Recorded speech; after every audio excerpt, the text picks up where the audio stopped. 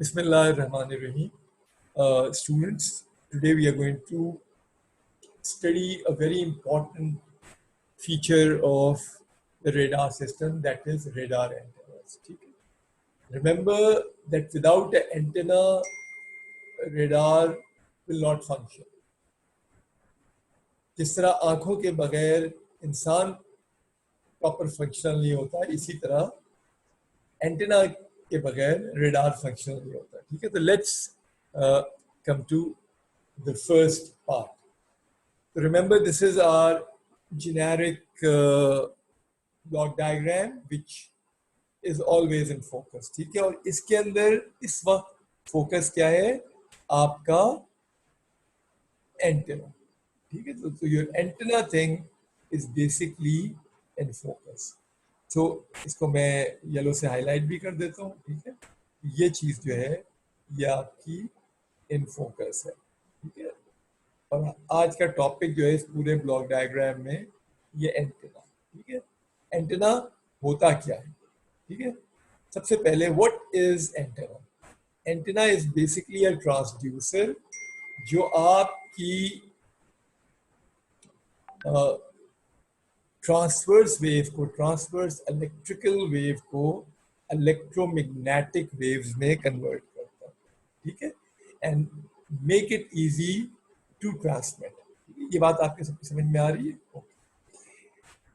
This is something which we have studied more or less. यानी ये तो हमने जो ब्लू वाला पोर्शन है that we have covered, right. आज हमारी पूरी कंसंट्रेशन जो एंटेना है, जो रेड में लिखा हुआ है, उसके ऊपर होगी. ठीक है, और हमें ये देखना है कि एंटेना के वो कौन से पैरामीटर्स हैं जो आपके रेडार इक्वेशन को जैसे कहते हैं इफेक्ट करते हैं, and why they are so important. आज का लेक्चर जो है it will concentrate on gain, the system noise temperature and your losses.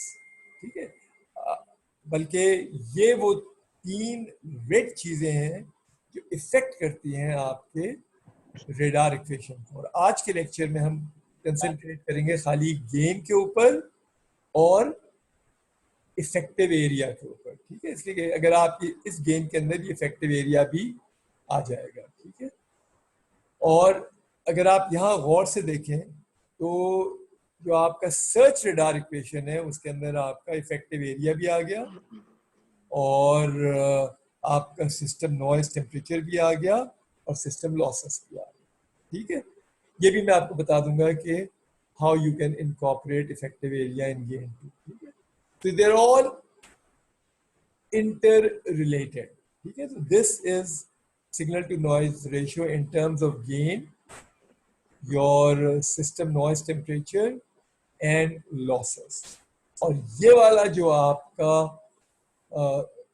Search radar equation है, ये अच्छा एक चीज और देखें कि this is track radar equation and this is search radar equation. तो ट्रैक रेडार इक्वेशन में gain plays a important role. बाकी दो पैरामीटर्स कॉमन है. यहाँ से यहाँ भी आपका system noise temperature is there, यहाँ भी system noise temperature is there, यहाँ भी लॉस इज देयर, यहाँ भी loss is there. Search radar में इफेक्टिव पैरामीटर क्या है? आपका इफेक्टिव एरिया. ठीक है, और ट्रैक रेडार में इंपॉर्टेंट पैरामीटर क्या है? Gain. So before we proceed let me say it again कि रेडार इक्वेशन जब हमने पढ़ा था तो उसमें हमने ये दोनों पैरामीटर्स देखे थे. सिस्टम नॉइज टेम्परेचर लॉस भी देखा था और हमने जनरल लॉसेस भी पढ़ा था. तो we studied these two things, system noise temperature and your losses in the system. आज का lecture would be dedicated to your gain and effective area. Gain basically affects your track radar equation and effective area basically affects your search radar equation. Okay? I mean, this is just to put things in the right perspective. Now, IEEE के हिसाब से antenna की definition ये है कि means of radiating and receiving radio, ठीक है, और a radiated electromagnetic wave consists of electric and magnetic field which is such that it jointly satisfy Maxwell equations, ठीक है। Maxwell equations आपने कहाँ पढ़े थे? EMAC में पढ़े, ठीक है। कौन से Maxwell equations हैं? तीन तो आप फौरन ही क्या कहते हैं एसरटेन कर लेंगे। वो तीन क्या है? एम्पियर्स लॉ, फैराडे लॉ और कूलम लॉ।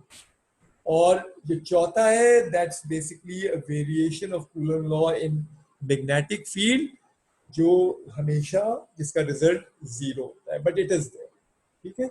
इसलिए कि अगर आप एक मैग्नेटिक चार्ज डिस्कवर कर लेंगे तो आपको बैठे बिठाए नोबेल प्राइज मिल जाएगा, ठीक है।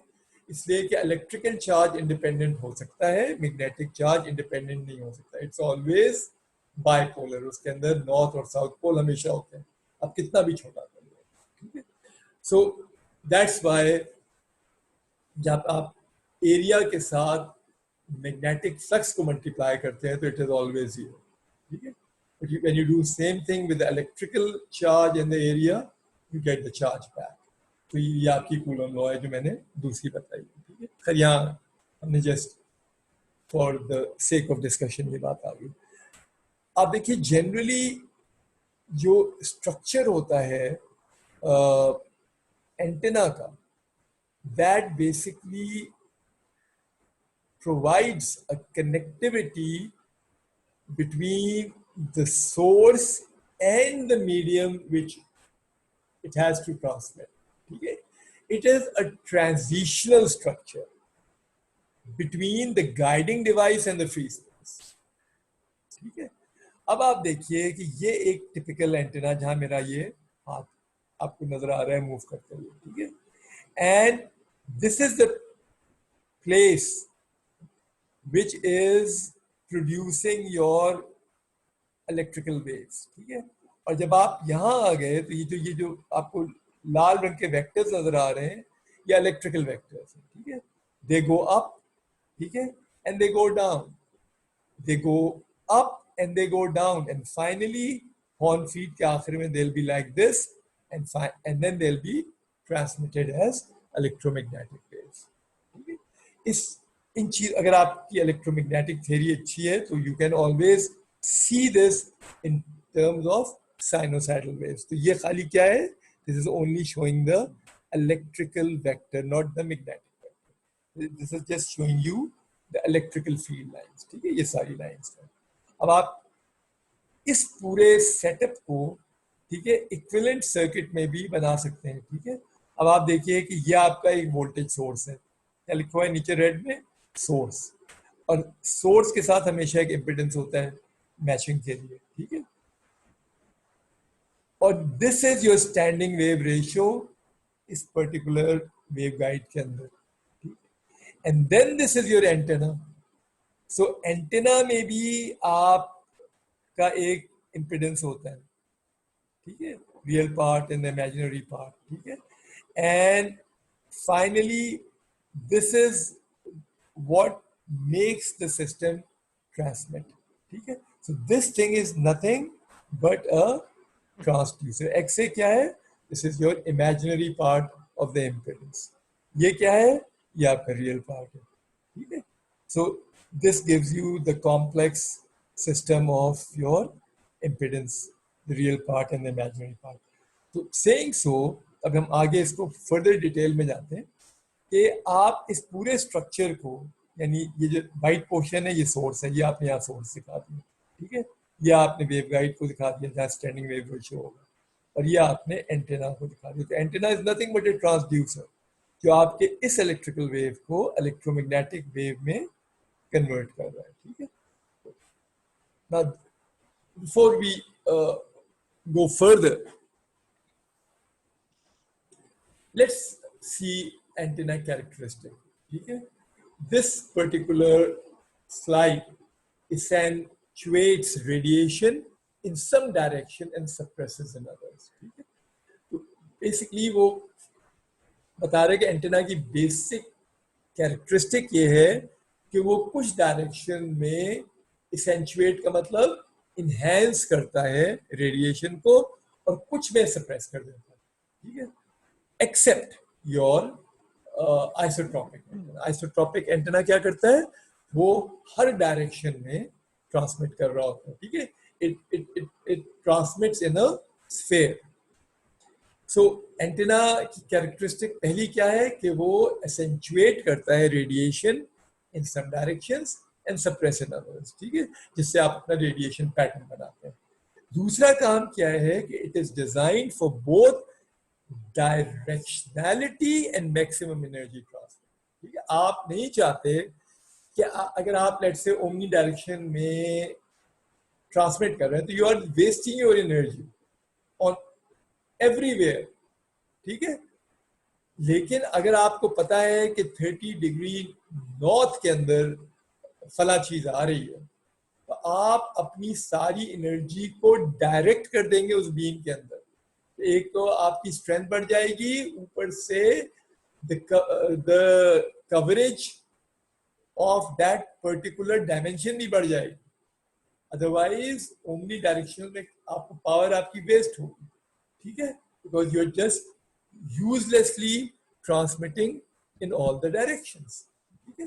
सेइंग सो ये मुख्तलिफ किस्म के इसके अंदर एंटेनास दिखाए हैं, ठीक है. ये आपका पैराबोलिक एंटेना है, ये क्या है, ये ट्रंकेटेड पैराबोला है, ठीक है. दिस इज, ये जो आपको अगर आप इसको देखें तो आपको बहुत सारे इसमें छोटे छोटे एलिमेंट्स नजर आ रहे हैं फेज एरे एंटेना के. और ये फेज एरे एंटेना अगर आप देखें दूर से तो ये आपको इस तरह नजर आएगा, यानी it is a array of many antennas जो यहाँ आपको हेक्सागोनल पीसेस नजर आ रहे हैं बहुत तरह के, ठीक है. ये आपका लॉग पीरियोडिक एंटेना है, ठीक है. ये आपका स्पाइरल एंटेना है, ठीक है. This is an element of antenna जिसमें छोटी छोटी स्ट्रिप्स ज्वाइन करके उन्होंने एक एंटेना बनाया. और ये जहाँ चेक हो रहा है ये एनेकोइक चैम्बर है जो मैंने आपको नियर फील्ड मेजरमेंट बताई थी ना. तो इस किस्म के कमरा होता है जिसमें इस तरह की कोन्स लगी होती है, वो आपके पैटर्न को कंट्रोल करता है, साइलेंस करता है, एनेकोइक चैम्बर, ठीक है. इसके अंदर आप देखिए ये आपका ट्रैकिंग रडार है, इसके अंदर कितने एंटेना, 2 आपके डिश एंटेना लगे हुए. तो antenna come in all the shapes and forms, ठीक है, जिसको हम अब डिस्कस करने जा रहे हैं, ठीक है. तो द आउटलाइन इंट्रोडक्शन मैंने दे दिया. अब हम आपको फंडामेंटल कॉन्सेप्ट्स बताएंगे, फिर रिफ्लेक्टर एंटेनास पे जाएंगे, फिर फेज एरेज एंटेना पे जाएंगे और फिर finally we summarise what we have studied, ठीक है. आई नो कि आज हम इसको कवर नहीं कर पाएंगे पूरा, इसलिए कि ऑलरेडी आई कैन सी कि we have passed more than 20 minutes. क्योंकि जितना कवर हो जाता है सही है, इसलिए कि आपकी फिर अगली क्लास से आपको लेनी होगी. we'll restrict ourselves to 40 minutes. देखिए this is radiation patterns area, ठीक है. और क्योंकि वो एनिमेशन में इसमें आपको दिखा नहीं सकता, वो मैं आपको पोस्ट अलग से कर दूंगा. आप समझे कि ये वाली जगह जो है ये डायपोल, ये जहाँ मेरा हाथ घूम रहा है ये डायपोल है, ठीक है. यानी क्वार्टर ऑफ द वेवलेंथ ऊपर और क्वार्टर ऑफ द वेवलेंथ नीचे, ठीक है. Let me draw with this, ठीक है. ये आपका हाइलाइटर क्यों नहीं काम कर रहा, हाइलाइटर ही नहीं काम कर रहा, ठीक है. ये हाइलाइटर हो गया, सही है. एनीवे मैं बेसिकली ये बताना चाहता कि यानी ये 0 से लेके 1 तक आधा एलिमेंट होता है λ/4 और 0 से लेके -1 तक एक और एलिमेंट होता है λ/4, ठीक है.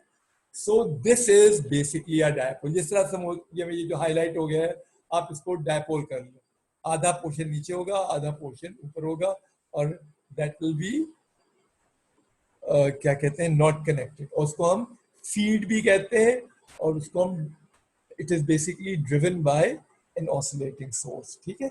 अब इस पे क्या होगा, इस पे इस तरह की जैसा ये मैं let's I just bring this thing back, ये इस तरह जैसा मेरा हाथ घूम रहा है ना, सेमी सर्कुलर वे में आपकी वेव्स जो हैं वो ट्रांसमिट होना शुरू हो जाएंगी। ठीक है, जो एक्चुअल स्लाइड है उसके अंदर वो एनिमेटेड है, लेकिन यहाँ एनिमेटेड नहीं है, वो मैं आपको पोस्ट कर दूंगा। लेकिन आप समझ गए कि वो बेसिकली सेमी सर्कल्स में वो फिर बड़े होते चले जाते हैं। This is how your dipole transmit waves in your system. ठीक है, ये बात सबके समझ में आ गई?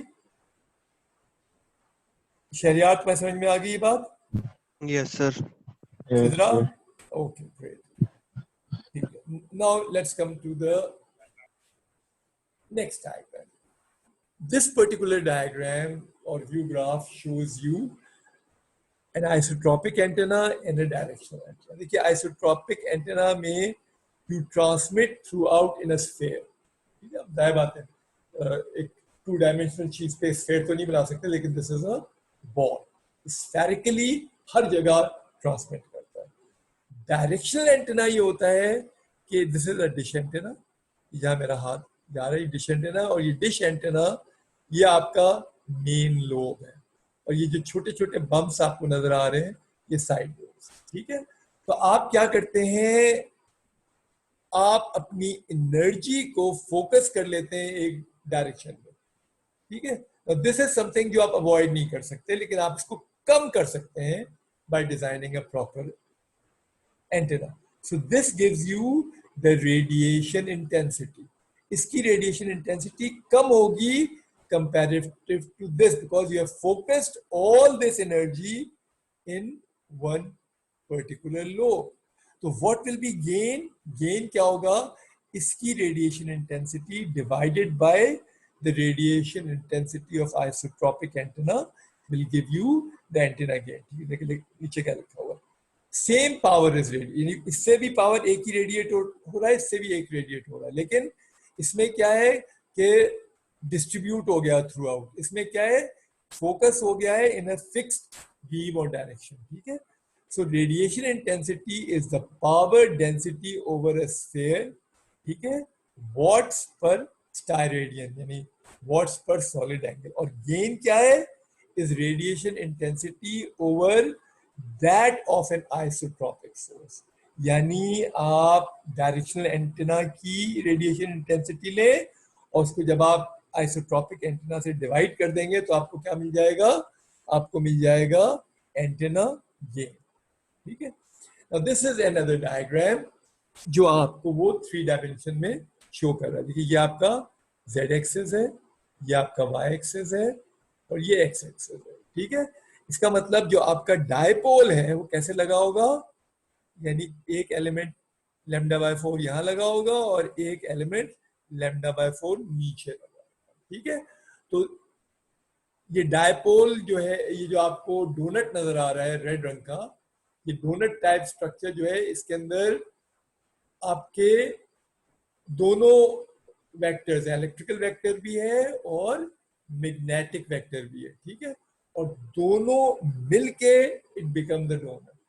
ठीक है, अगर आप इसको लेट से स्लैश कर दें, बीच में से वर्टिकली स्लैश कर दें, तो आपको क्या नजर आएगा, ये रेड वाला पोर्शन नजर आएगा। ठीक है, which is a figure of 8। ठीक है, और अगर आप ये जो स्फीयर को स्लैश करेंगे तो इसका क्रॉस सेक्शनल एरिया क्या आएगा, ये आपका ब्लू वाला एरिया आपको नजर आएगा। ठीक है, सो डायपोल, इसमें मैं यानी क्या होगा dipole, it will be basically 2 strips λ/4 ऊपर और λ/4 नीचे, ये मैं आपको कई दफा बता भी चुका हूँ। ठीक है, तो green वाला is basically the radiation pattern of isotropic antenna, और जो red वाला है that's a radiation pattern of क्या कहते हैं डायपोल, और उसके जो कटे हुए व्यूज हैं वो हमने पोलर प्लॉट में यहाँ तक। अच्छा, प्लॉट्स आप पोलर भी बना सकते हैं और लीनियर भी बना सकते हैं, फर्क क्या भी मैं बता देता हूँ। अच्छा, the pattern of the plot versus angle, एक तो मैंने आपको ये दिखा दिया, और this is also a plot versus angle, यानी इंटेंसिटी वर्सेस एंगल। ठीक है, और इसका जो फॉर्मूला है this is covered by this showed in the red block. This is basically the formula of the radiation pattern. ठीक है, इसको अगर आप 3 डायमेंशन में प्लॉट करेंगे तो ये होगा, और 2 डायमेंशन में प्लॉट करेंगे तो ये होगा. इट्स बेसिकली इस वाले का कट अवे व्यू है. ठीक है, नाउ अगर आप गेन देखना चाहें तो आप इस पॉइंट पे यहां देख लें कि इसकी क्या वैल्यू है रेड की, और फिर आप ब्लू की वैल्यू देख लें. जब आप इस रेड की वैल्यू को ब्लू से डिवाइड करेंगे तो आपके पास मैक्सिमम गेन, मतलब इस जगह पर तो मैक्सिमम गेन नहीं आएगा, इस जगह पर मैक्सिमम गेन आएगा. ठीक है, यानी अगर आप इस पॉइंट पर वैल्यू जो भी है आप इसकी पिक कर लें. ठीक है, इत्तेफाक से ये यानी जो ब्लू सर्कल है इसकी वैल्यू 1 है. ठीक है, और इसकी वैल्यू देखिए, ये जो डॉटेड लाइन है ये 1.5 है, और ये जगह जो है ये 1.64 है, जहां मेरा, अब बल्कि मैं एरो लगा देता हूं, ये जो जहां मेरा एरो पॉइंट हो रहा है दैट प्लेस इज 1.64, और ये वाली कौन सी जगह है 1. तो जब आप इस पॉइंट पे डायपोल की इंटेंसिटी को, ठीक है, क्या कहते हैं, आइसोट्रॉपिक एंटेना की इंटेंसिटी से डिवाइड करेंगे तो आपको क्या मिल जाएगा, आपको गेन मिल जाएगा. जी पिछली साइड ने आपको क्या बताया था कि this was your radiation intensity, यानी इसकी रेडिएशन इंटेंसिटी को इसकी से आप डिवाइड कर रहे हैं. ठीक है, so you will get again 1.64. ठीक है, अगर आप इसका लॉग ले लें तो लॉग क्या होगा, log of this raised to power 10 multiplied by 10 will give you 2.15 dB. आप अभी कैलकुलेट करते हैं और कर सकते हैं. ठीक है, तो इसे हम क्या कहेंगे कि 2.15 डेसिबल्स ओवर आइसोट्रॉपिक एंटेना. तो जनरली गेन जो होती है वो डायरेक्शनल इंटेंसिटी को अगर आप डिवाइड करें the intensity of your isotropic antenna, तो that gives you the gain. Gain यानी नंबर्स में भी आप कैलकुलेट कर सकते हैं, और अगर आप उसका लॉग ले लें टू द बेस 10 और उसको 10 से मल्टीप्लाई कर दें तो आपको ये पर्टिकुलर फिगर आ जाएगा. इस देखिए, this is a polar plot. ठीक है, this is a linear plot. आपने देखा कि ये जो इसकी मैक्सिमम इंटेंसिटी किस जगह पे है, 90 डिग्रीज पे है ना. ठीक है, आपको नजर आ गया ये. ठीक है, आप जहां मेरा हाथ जा रहा है इस पॉइंट से ये 90 डिग्री, ये आपका 0 डिग्री है, ये 90 है, ये 180 है, ये 270 है, and then you keep on moving. ठीक है, तो अब अगर आप देखें तो मैक्सिमम इसकी इंटेंसिटी 1.64 किधर है, इट इज एट 90 डिग्रीज, और 90 इस पॉइंट का अगर आप डीबीज लेंगे तो 2.15 डीवीआई बन जाएगा. ठीक है, वो आपने यहाँ कैलकुलेट कर लिया, आपने एक वर्टिकल स्केल लिया. ठीक है, यहाँ आपकी डिग्रीज है थीटा में, और यहाँ आपकी गेन है. तो at 90 degrees this is equal to 1.6. ठीक है, और 2.15 dBi, इसलिए बिकॉज ये dBi में ये आपका क्या है, 0 है, ये माइनस में जा रहा है, और ये इसका अप्रोक्सीमेटली आधे से थोड़ा सा कम है, तो दिस इज 2.15. ठीक है, तो ये आपने इसको प्लॉट किया, फिर आप इस पॉइंट पे ले लें, इस पॉइंट पे 1 है. ठीक है, 60 डिग्रीज पे ये क्या होगा, रेड भी 1 है, ब्लू भी 1 है. ठीक है, 1 का अगर आप लॉग लें तो क्या होगा. ठीक है, सो 1 का log will be 0. Accordingly you plot it, you will get a 0. ठीक है, एंड अकॉर्डिंगली आप इसको, इस पूरी चीज को यहाँ प्लॉट कर लें. ठीक है, दिस इज योर 0 लाइन. ठीक है, and this is your dipole. ठीक है, एंड देन अगर आप इसका पल्स विड्थ लेना, बीम विड्थ लेना चाहें तो that will be your 3 dB point. यानी इससे आप 3 dB नीचे जाएं, एक यहाँ कट लगाएं, एक यहाँ कट लगाएं, और इसका जब आप यानी प्रोजेक्शन देखेंगे ऑन योर थीटा स्केल तो वो आपको बीम विड्थ दे देगा इन डिग्रीज. ठीक है, ये बात सबके समझ में आ गई कि this is a polar plot and this is your linear plot. ठीक है, तो आप यानी what is your gain? It is basically the ratio of your directional antenna to your isotropic antenna, or that's why we say or call it as dBi. dBi का क्या मतलब है? Decibels over isotropic antenna. ठीक है, okay. Now the same thing. Now this is an antenna pattern characteristic of a parabolic antenna. ठीक है, देखिए ये आपका parabolic antenna है. ठीक है, this is a cutaway view of a dish. ठीक है, so this is basically a cutaway view of a dish. और इसके आगे यहाँ फीड लगाते हैं. ठीक है, now this is what, it's a linear diagram. ठीक है, यानी आपने क्या किया है, this is gain in DBI. जो जो आपको इंटेंसिटी मिली उसको आपने आइसोट्रोपिक एंटेना की गेन से डिवाइड किया और आपने फिर इसको यहाँ प्लॉट कर दिया. Now you can see right here कि जहाँ ये मेरा हाथ जा रहा है, this is your main lobe. ठीक है, और ये छोटे जो बम्प्स हैं ये आपके क्या हैं, this is basically your side lobe. ठीक है, और वो जो मैंने आपको बताया था कि हाफ पावर जो पॉइंट है 3 dB down here and here, आपने ये इस पे ये दो एरोज हैं और इसको अगर आप वर्टिकली नीचे ले जाएंगे इस पॉइंट को और इस पॉइंट को, ये आपकी क्या आ जाएगी, बीम विड्थ आ जाएगी. ठीक है, तो अब हमें पता चल गया कि बीम विड्थ क्या होती है, आप प्लॉट कैसे करते हैं. और आप ये देखिए कि जो आपका पहला साइड लोब है that is about 18 dB down. 18 dB का मतलब है 300 टाइम्स डाउन. और दूसरी चीज के पहले साइड लोब से जो आपका आइसोट्रोपिक गेन है वो कितनी dB डाउन है, 6 dB डाउन है. ठीक है, तो अगर आप यानी हाफ पावर बैंड विड्थ क्या है, 12 डिग्रीज है. सो टोटल गेन क्या होगी आपकी, 6 dB plus 18 dB, 24 dBi. This is the total gain. यानी टोटल गेन होगी इस ग्रीन लाइन से यहां तक. ठीक है ना, अगर आप इस चीज को यानी जो भी आप यहां गेन ले रहे हैं इसको आप इस चीज से डिवाइड करेंगे तो आपको क्या मिलेगा, आपको सिस्टम की गेन मिल जाएगी विच is your isotropic. Side lobe level क्या है, 6 dB है. साइड लोब लेवल क्या, 18 dB. 18 और 6 कितना हो गया, 24 dB. ठीक है, तो this basically explains this diagram. तो अब एक चीज और बता रहा है कि अपर्चर डायमीटर इसका कितना है, 5 मीटर. और aperture diameter plays a very important role. Frequency इसकी 600 मेगाहर्ट्ज है और वेवलेंथ 1 मीटर है. फिलहाल इन कैलकुलेशंस में अभी इसका प्ले नहीं है, लेकिन एम ये था कि मैं आपको ये समझा दूं कि हाउ टू ड्रॉ दिस. अगर आप दोबारा पीछे चले जाएं, दो किस्म के डायग्राम है. This is known as a polar plot, this is a linear plot.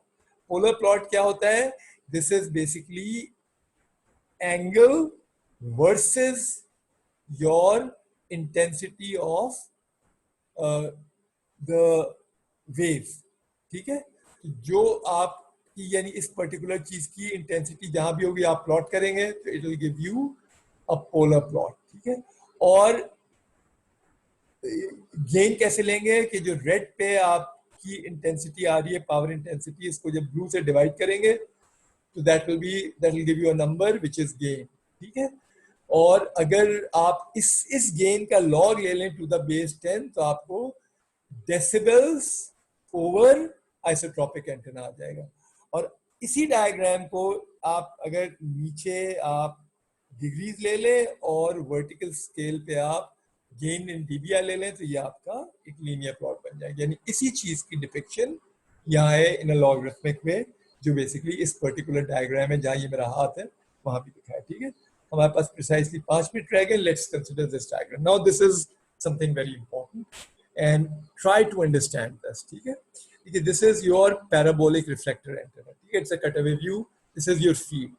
Feed is designed in such a way कि जब आप इससे ट्रांसमिशंस करते हैं तो ट्रांसमिशन इस फोकल पॉइंट से इधर जाती है और फिर सीधी ट्रांसमिट हो जाती है, ठीक है। सिमिलरली जो चीज ट्रांसमिट होके इस पे आती है वो सीधा इस फीड के अंदर जाती है, which is your focal point. Everything which you receive is received here. तो this is the diameter of the dish. और अगर आप डिश को काट लें तो this is your cutaway view of the dish, ठीक है।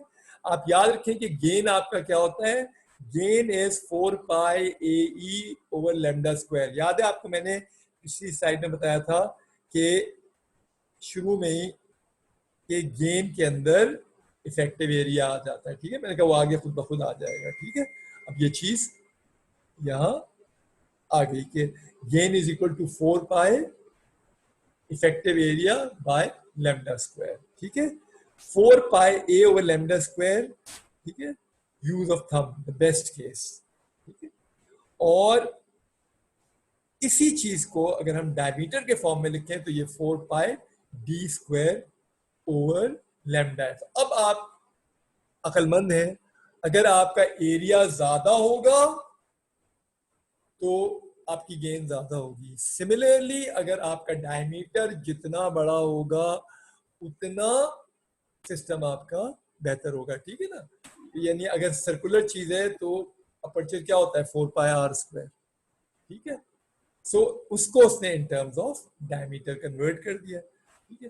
तो नाउ ताकि आपके लिए जिंदगी में आसानी हो कि आप सिंपल, अगर आपके पास डायमीटर पता है, आपको उसकी फ्रीक्वेंसी पता है, आप लैम्डा निकाल लें और आपको गेन मिल जाएगी, ठीक है। Now he is telling you one more thing.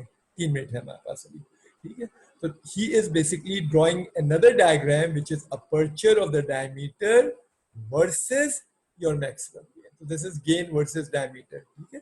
और ये चीज क्लियरली बता रहा है कि जो आपकी फ्रीक्वेंसी बढ़ेगी, ठीक है, व्हाट विल हैपन कि आपका लैम्डा कम हो जाएगा, ठीक है, और आपकी गेन बड़ी हो जाएगी और एंटेना साइज भी छोटा हो जाएगा, ठीक है। ये सारी चीजें एक छोटे से डायग्राम में कवर हो गई है। देखिए दिस इज लैम्डा, ठीक है, और लैम्डा और फ्रीक्वेंसीज जो होती हैं they are reciprocal to each other, ठीक है। फ्रीक्वेंसी जितनी ज्यादा होगी लैम्डा उतना छोटा होगा। यही वजह है कि मोबाइल ट्रांसमीटर की फ्रीक्वेंसी बहुत ज्यादा होती है, ठीक है। विद दिस यानी इस सब चीजों से हमें क्या समझ में आया कि the gain increases as aperture become electrically larger. Diameter is a large number of wavelength. जितना डायमीटर ज्यादा होगा उतनी उसके अंदर ज्यादा वेवलेंथ आएंगी, ठीक है। ये डायग्राम सबके समझ में आ गया। ये precisely 1 minute, I think this will be the last slide. Cover तो मैं बहुत करना था लेकिन यहीं खत्म कर देंगे। रिफ्लेक्टेड कंपैरिजन, ठीक है। अब देखिए 2 एंटेनास हैं। अब ये बेसिकली नाइंसाफी है, ये पिक्चर इसको बता नहीं पा रही। 45.7 मीटर्स का डायमीटर है और ये 13.7 मीटर्स का डायमीटर। ये इतना बड़ा है कि इसकी वेट टनों में है और इसकी जो मूवमेंट होती है ना, इसकी यहाँ बाकायदा ट्रैक्स लगे हुए हैं। मतलब जिस तरह आपके ट्रेन के ट्रैक्स होते हैं वो इसको मूव करते हैं। I mean this is such a big parabolic antenna, ठीक है। It has an operating frequency of 162 megahertz, ठीक है, और इसकी वेवलेंथ कितनी है, 185 मीटर्स है। डायमीटर इसका जो है इलेक्ट्रिकल साइज इसका 25 लैम्डा है। गेन 34 डीबीज है और बीमिट इसकी 2.8 dB। On contrary, this is comparatively a very small antenna, ठीक है, और it is scaled by 1/3। इसकी ऑपरेटिंग फ्रीक्वेंसी 35 गीगाहर्ट्ज है। आप देखिए मेगाहर्ट्ज थी, कहीं ज्यादा है। वेवलेंथ इसकी 1.85 मीटर थी, इसकी है 0.0086 मीटर। एक्चुअल डायमीटर में 1598 लैम्डास आती है। गेन इसकी 70 डीबीज है और बीम विड्थ इसकी 0.00076 है। सो दिस इज यानी फोकस्ड, कॉलमनाइज्ड, टेंसलाइज्ड, ठीक है। तो